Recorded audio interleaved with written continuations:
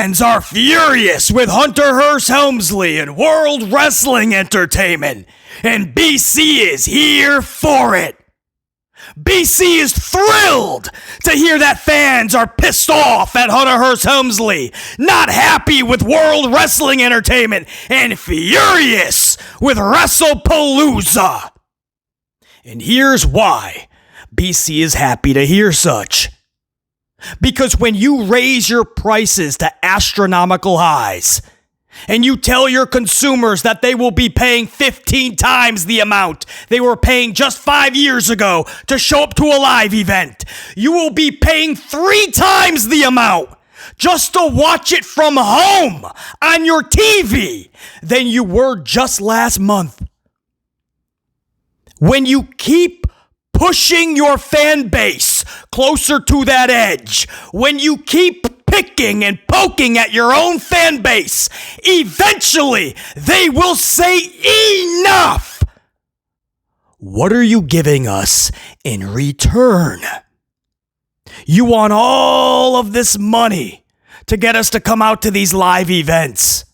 Thousands of dollars now per ticket. You want to charge not 2, but 3 times the amount for many, many fans just to watch these PLEs on their TV now than just last month. And you want to throw a parade every time you make these announcements too, right? You make it seem like this is great for the fans.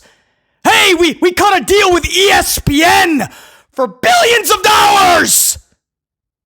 We're going to be with ESPN. Why are you guys not as happy? It's going to cost you 3 times what you were paying, and we're going to give you the same BS that we were giving you.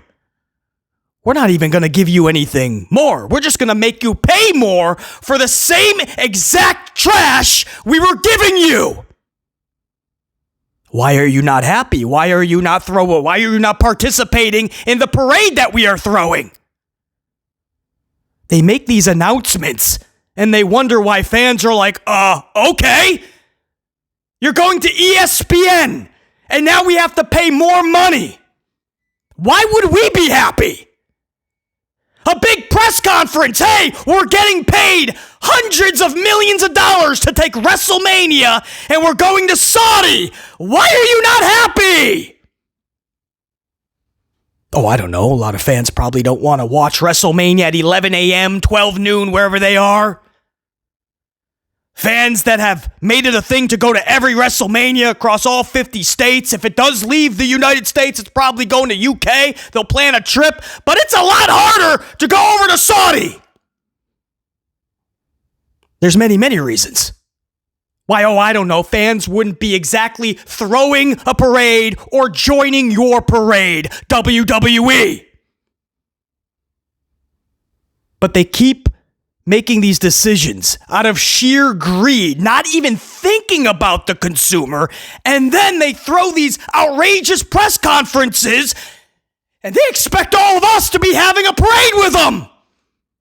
This is amazing! WWE on an ESPN streaming service. This is great for the fans. We now have to try to get another app. Here's another app where we're going to pay even more money.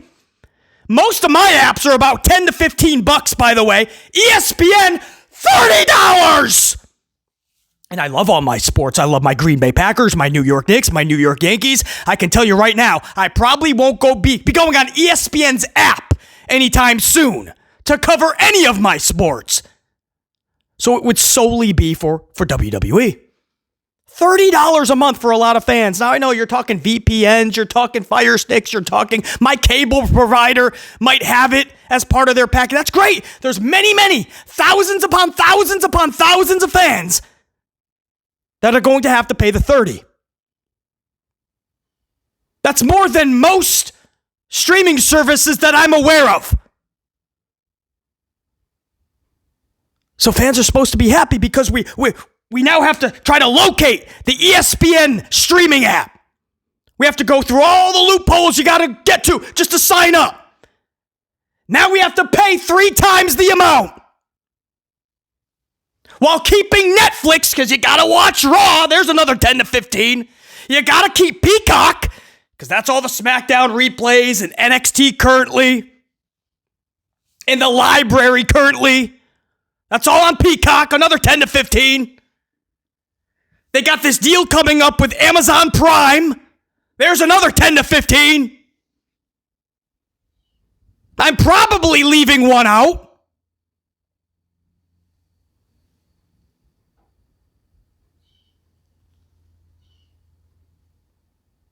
And they act like fans are supposed to be happy about this. So that whole little opening monologue, but BC, what is it? Let's get to the Palooza. Yeah, let's get to the Palooza. Let's do that, because that's a setup to why fans are so furious over the last 12 hours. Because now you get to the Palooza. This is it. This is the big thing. This is why they rolled out the red carpet. They threw a parade. We're with ESPN now. We're going to get all your money now.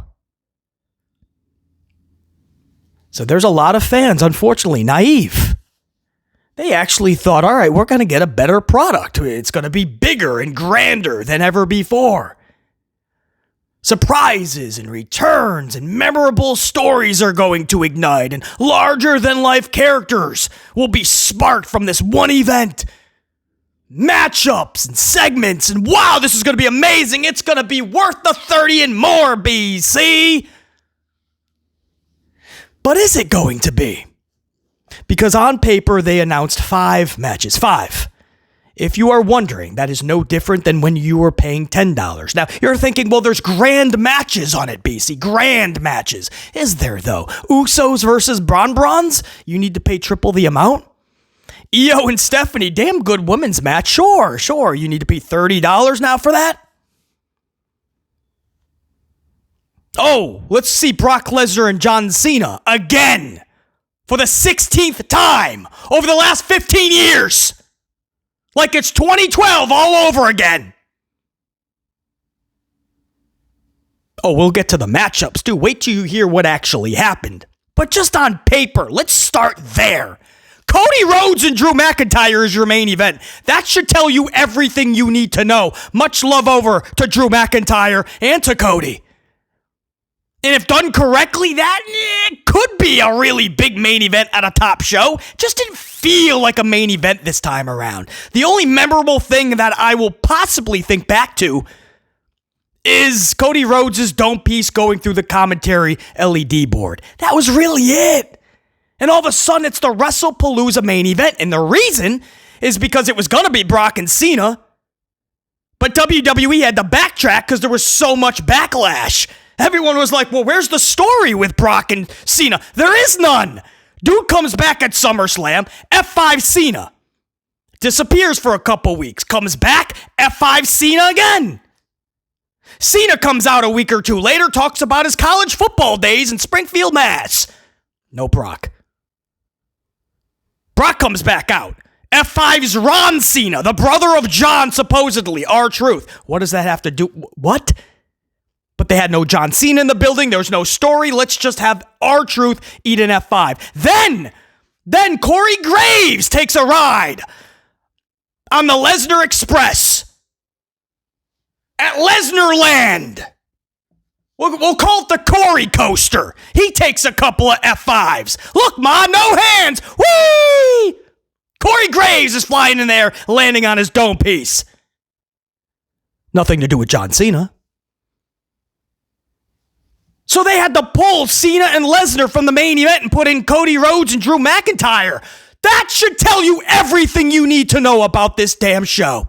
If it wasn't for AJ Lee, because I've been loving everything AJ, Punk, Seth, and Becky have been doing. I've been loving every part of that. If it wasn't for that, I'd be lying if I told you I cared one iota about this show.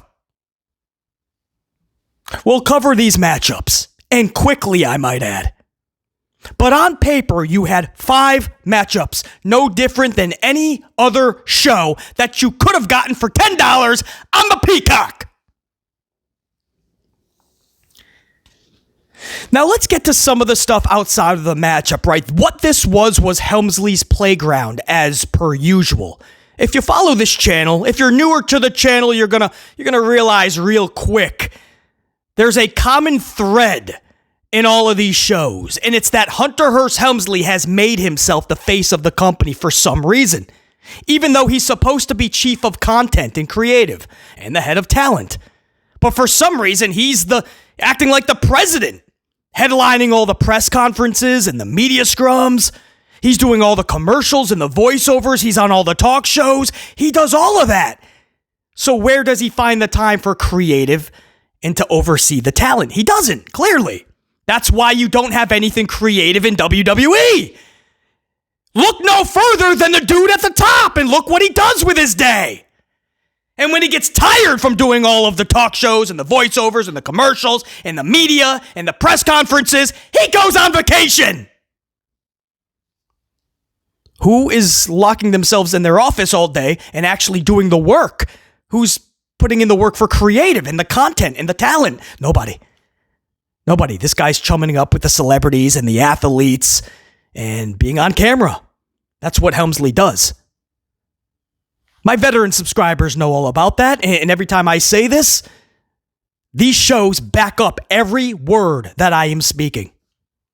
No lies being told, because we are literally giving you factual information that plays out in real time. And if you need any more evidence of that, at Wrestlepalooza, we start off with Hunter Hearst Helmsley. And he does the whole intro. I always tell you guys, this could be anyone doing these intros. But it's always Helmsley.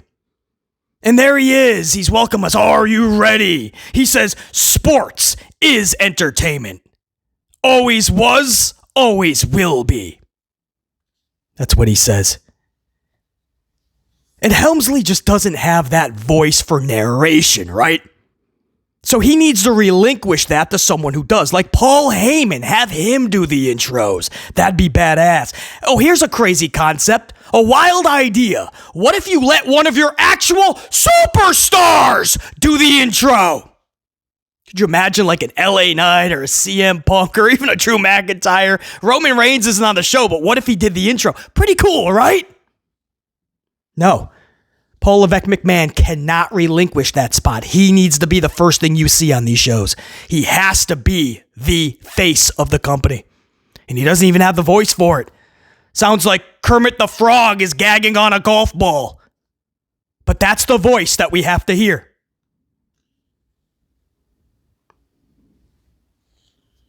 Not only that, that's not the only time you saw Hunter Hearst Helmsley, was it? How about when Pat McAfee showed up to the arena? And Pat's doing his walk-in, and this was not scripted. This was just playing a little gag on McAfee, right? A little inside joke. So Helmsley comes running up from behind, and he tries to be all cool with Pat, and he wraps his arm around him and starts walking with Pat. And Pat's like, oh, shoot, it's Hunter. What's up, dude? It was awkward. It was cringeworthy. Helmsley running up and kind of ribbing Pat McAfee on his walk up to Gorilla. If you saw that, how cringeworthy was that, bro? Helmsley and the look on his face. Oh, yeah, we're just cool walking, man, the Gorilla. You got nothing better to do, Helmsley, than to chumming up. He's having a wonderful time with his good buddy, Pat McAfee. We don't even see that with the talent that is within the walls of WWE. But he'll absolutely do it for the celebrities, for the athletes. If you're outside of the wrestling world, oh, he's going to have a lot of fun, man. He's going to make it seem like your best friends, your biffs. There's Helmsley. Having some fun. Playing a little joke with Pat McAfee live on camera. Cool, yeah. Oh, we weren't done either. We weren't done. And Hunter Hearst Helmsley's playground, right? Look, Paul's playground. That's what WWE is these days. If anybody says that Tony Khan basically books his wrestlers as if they're action figures, we'll keep that same energy for WWE, because this is Paul's playground. And this is all about Paul Levesque McMahon. Because did you see the announcement? They brought back The Undertaker. The Undertaker! The Undertaker! And do you know what the Taker did? They played a little joke now with Stephanie. Stephanie McMahon is front row. She's clapping. Oh, it's the Undertaker. Keep rolling. Keep rolling, Undertaker, right? Stephanie's clapping, smiling. Undertaker jumps into the front row. He's chilling. And Stephanie's going to get the receipt that they gave Paul Levesque McMahon when they told him he was going into the Hall of Fame last year. That's right. Everything's about Hunter Hearst Helmsley. You never catch Vince McMahon going into the Hall of Fame as long as there is breath in the lungs and a pulse in his body. Vince McMahon is not going into the Hall of Fame. He wouldn't make it about himself. He wouldn't. Whether he knew about it ahead of time or not, Helmsley was like, oh, okay. Helmsley headlining the Hall of Fame. So who's the headliner or one of them? Next year, Undertaker tells Stephanie McMahon she will be inducted into the 2026 Hall of Fame. Now, what do you want BC to say? I'll be happy, Beasley. Beasley, it's such a wonderful moment, Beasley. No, I don't care what I'm supposed to say. I'm going to tell you exactly what needs to be said. It's 7 months away. Nobody cares about the 2026 Hall of Fame. We care about Wrestlepalooza. What is making this show exceptional? Why are we paying $30? And you got The Undertaker in the front row. This has turned into just Helmsley's entertainment. This is just his little playground, man. And we all are paying to watch it. He's got his arm wrapped around Pat McAfee playing a joke during his entrance. Oh, hey, man, I'm going to walk with you.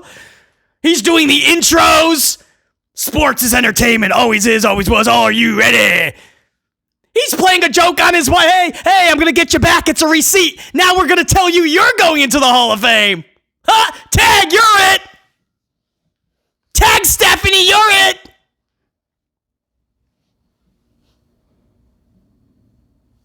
Paul's playground. That's all this is. Hey, at Wrestlepalooza, we're going to tell Stephanie. Take her, get over here. We're going to tell Stephanie she's going to the Hall of Fame.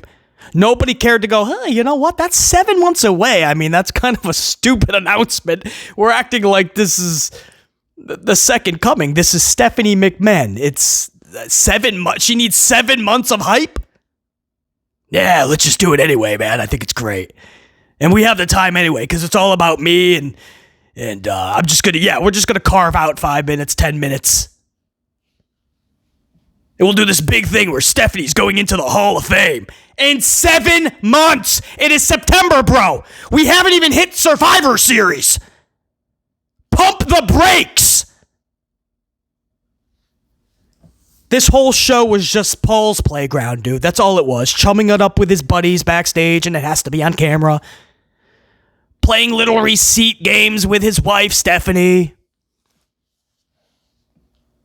Repulsive. It's just having he's having a just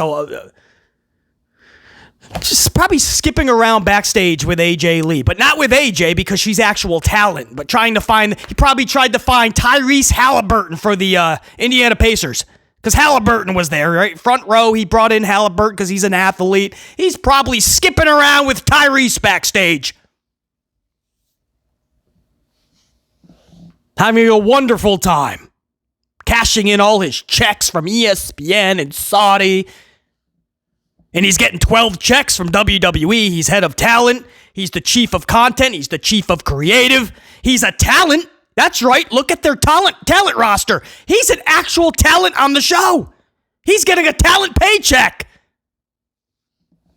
Of course he's having a wonderful time, right? Why they're all jacking up the prices for the fans, and then they wonder why fans are not happy with this product. It's almost like he's going out of the way to deliver bare minimum and even less just to screw with his own fan base. Don't forget, this is the same guy that told his fans to fuck off if they don't like what they're watching.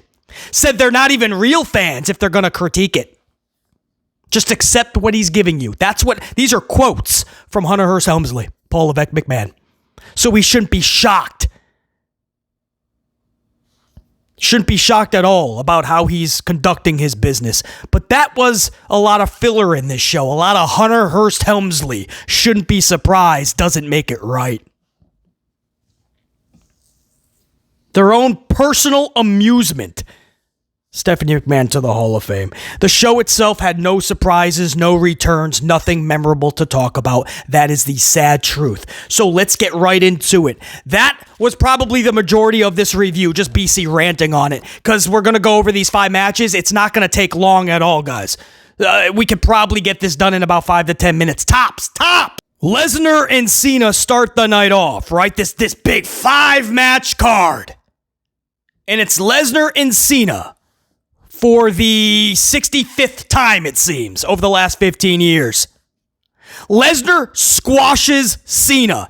82 AAs, 95 F5s. It's exactly what we thought this match was going to be because it's exactly what we've seen this match be so many times in the past.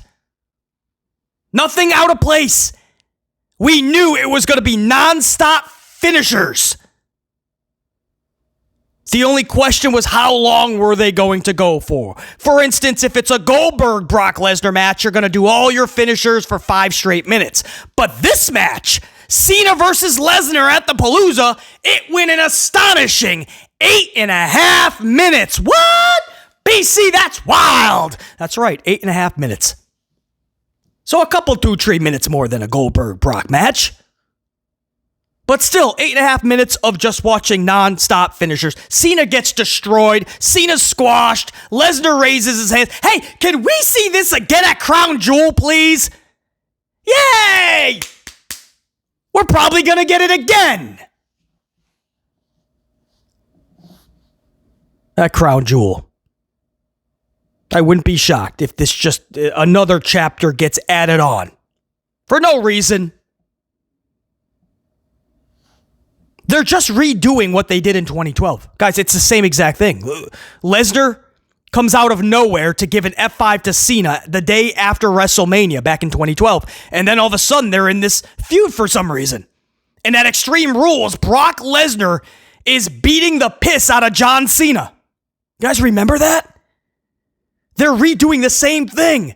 13 years later, Lesnar, for some reason, out of nowhere, just attacks John Cena with an F5. And all of a sudden, Lesnar is beating the piss out of Cena at the Palooza. They're literally redoing the entire concept of 2012. No originality, didn't even care, couldn't be bothered to shake it up. So you're shocked that fans are not happy with the match, the outcome, the reasoning for it? Of course they're going to be pissed. They should be pissed. A lot of money was paid, whether to go there live or just to watch it on their couch. And this is what they got with Lesnar and Cena.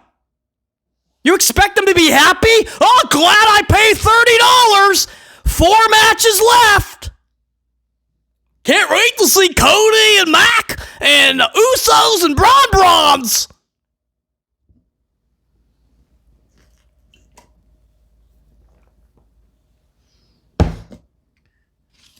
Little coffee break, if you don't mind, before we go into the Brawns and the Usos. What do you want me to say? It was a match, a tsunami. It's good to see that Bronson Reed is doing more tsunamis. For a while, he was just doing Jagged Edge. You got to believe he's just trying to protect his knees.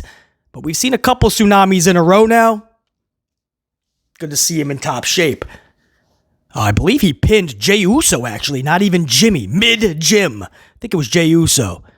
So the Brawns take this W. By the way, going back real quick, because there's a connection there.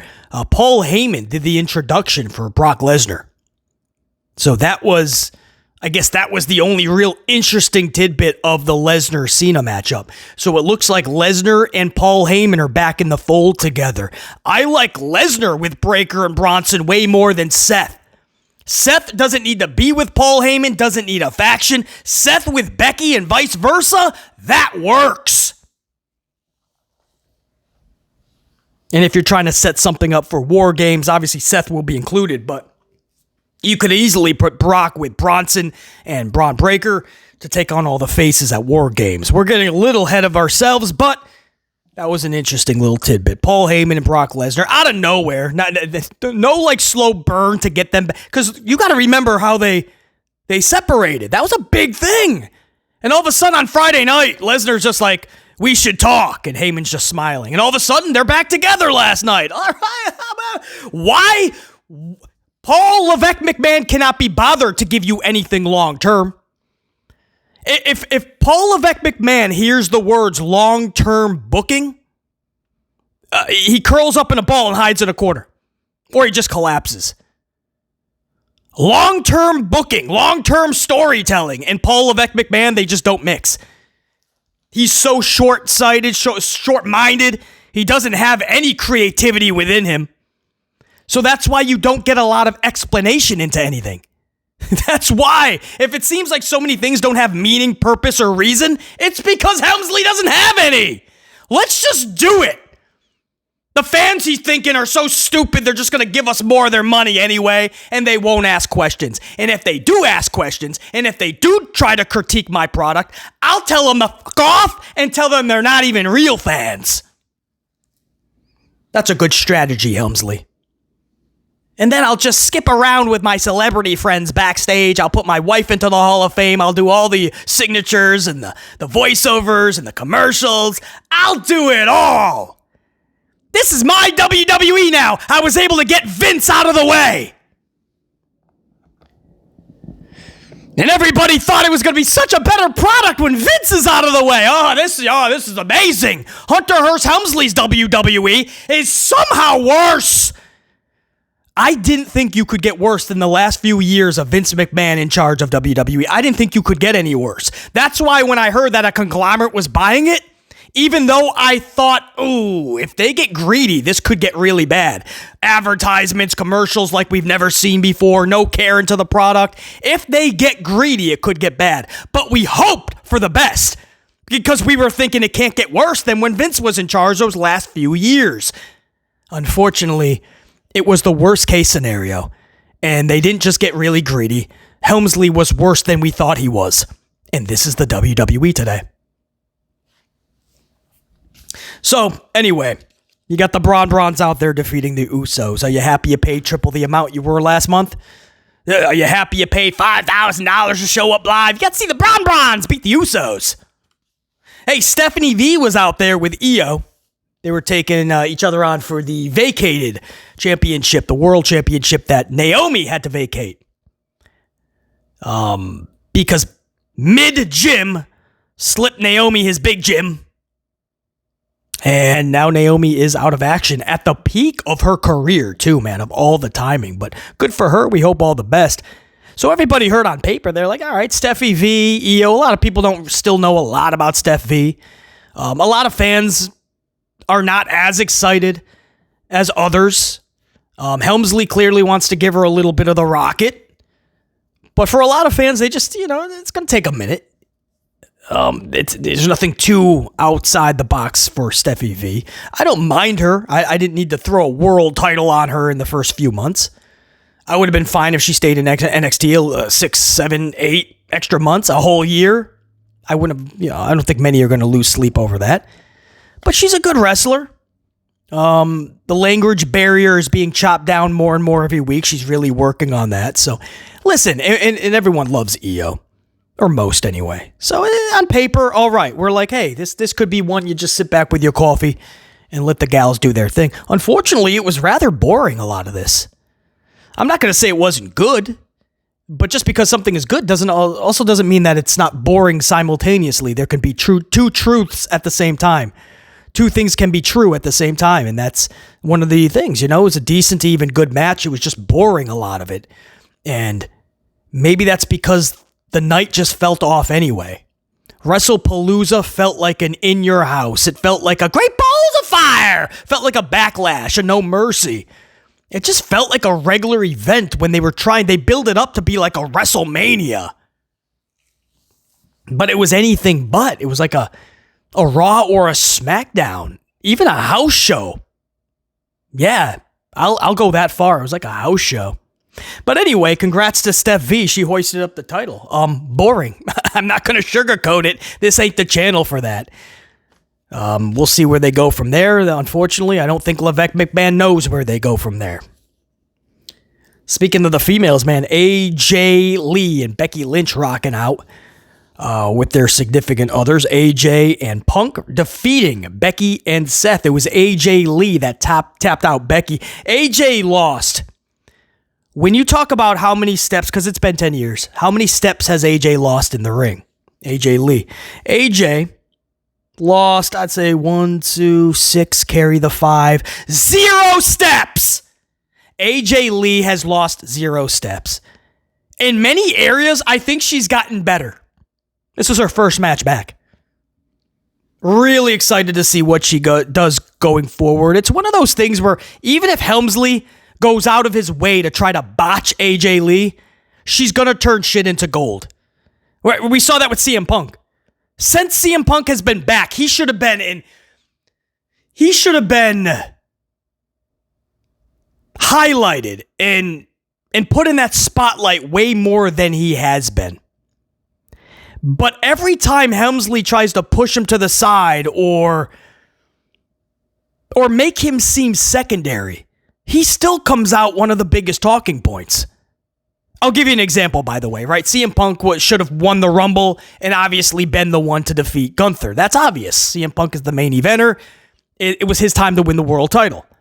And instead, they tried this experiment with Jay Yeaterman because the kids like to yeet and dance with him. And of course, the experiment failed. Ratings went backwards, so Helmsley had to take the title off of Uso.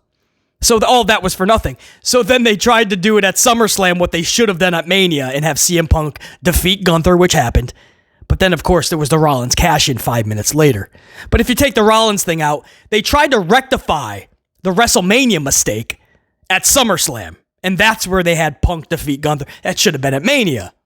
Instead, they put Punk in a weird triple threat for no reason with Seth and Roman. They tried to call it a main event. They tried to act like this is what Punk always wanted. He always wanted to be in the main event of Mania. Bro, you're in a weird triple threat for no reason. Roman is upset at Punk because CM Punk eliminated Roman at the Rumble. That's the rules.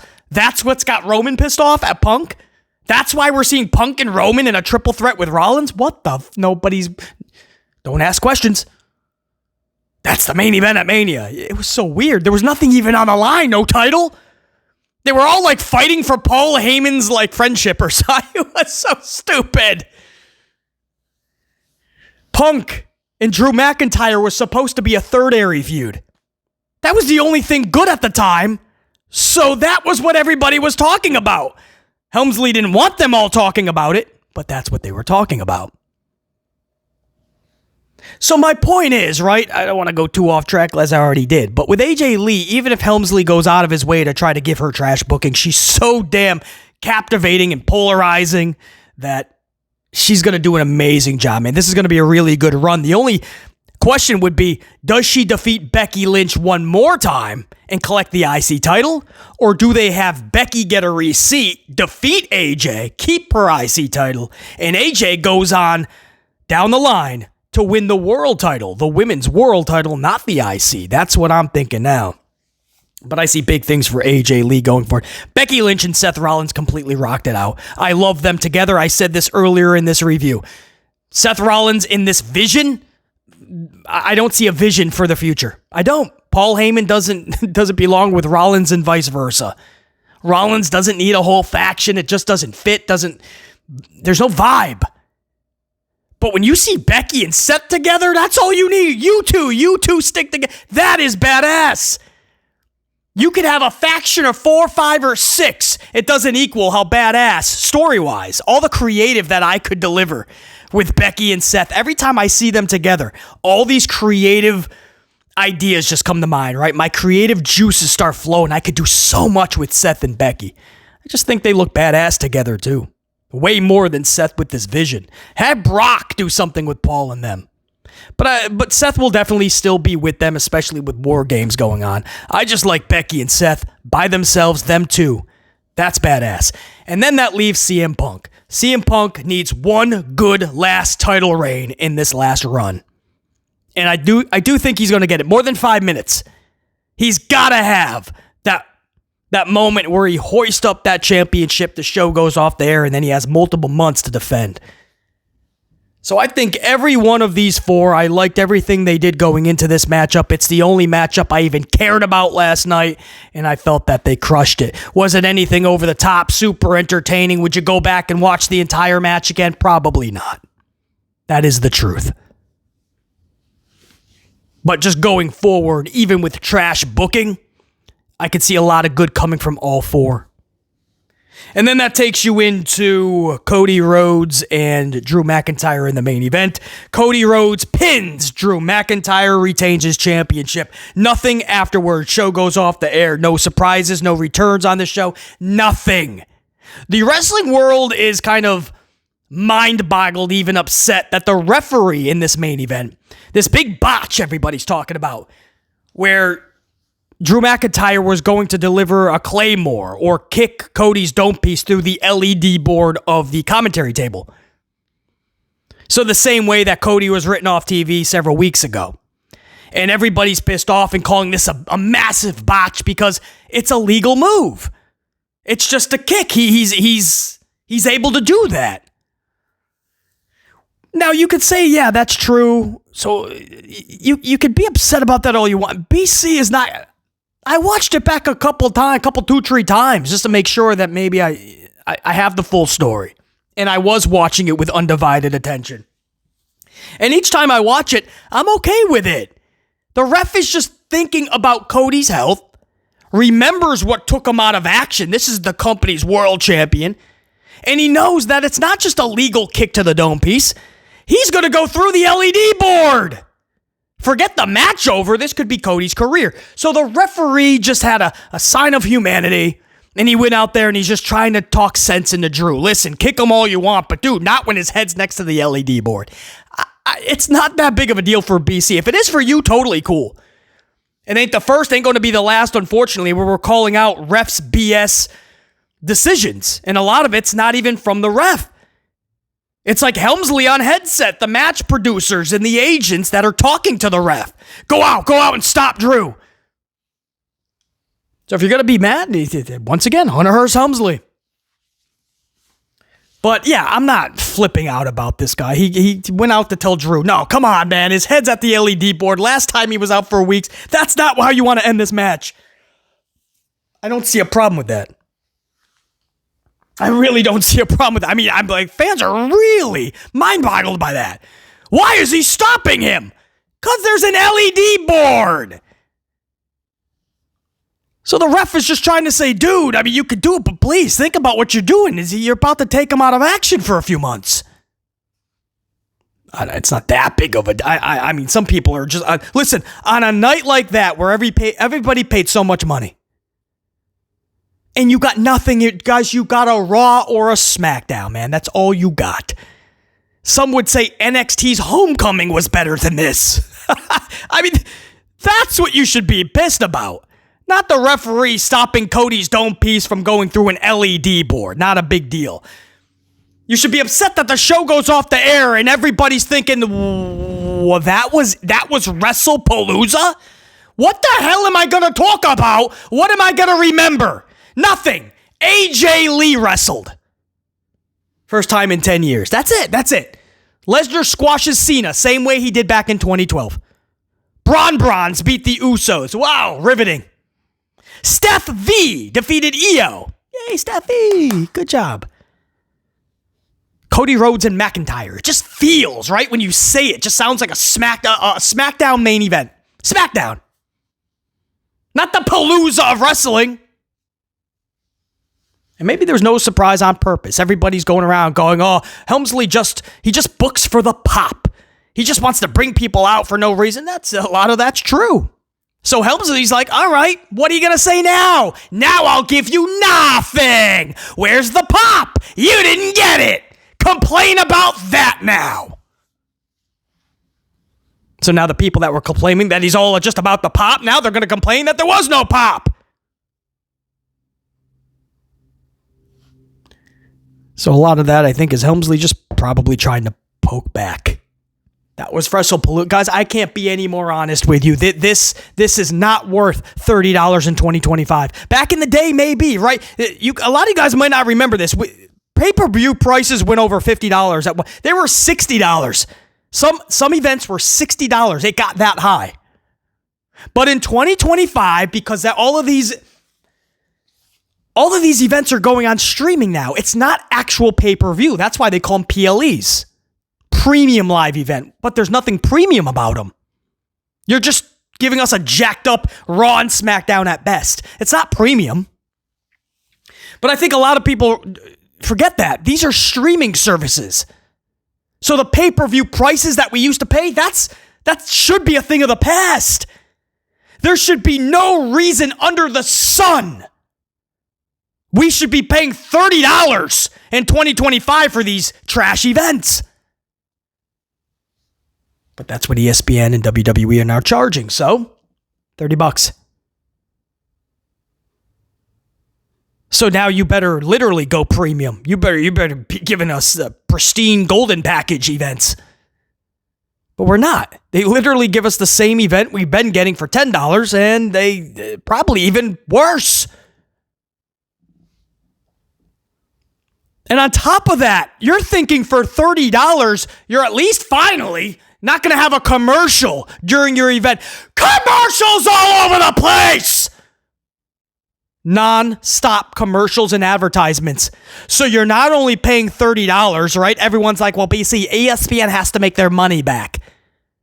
No. It ain't just a $30 price point. They're making a boatload of money on commercials as if it's cable television. Broadcast television. They're getting your $30 and then they're taking money from the advertisers and the commercials, and they're making the fans that spent the $30 watch nonstop commercials and advertisements. That's the review, because I want to down the rest of my coffee and I'm going to put my dope piece to a brick wall, because that's what talking about this show makes me want to do. That was Wrestlepalooza. If you don't want to say it was a bad show, you certainly better not say it's a good show. It was a mid-show. Instead of charging $30, 3 times the amount, they should have cut the $10 charge in half. We should have paid $5 tops for that. I'm the Amplified Man. To my unit. Until next time. And there will be that next time. BC saying check you. Salud.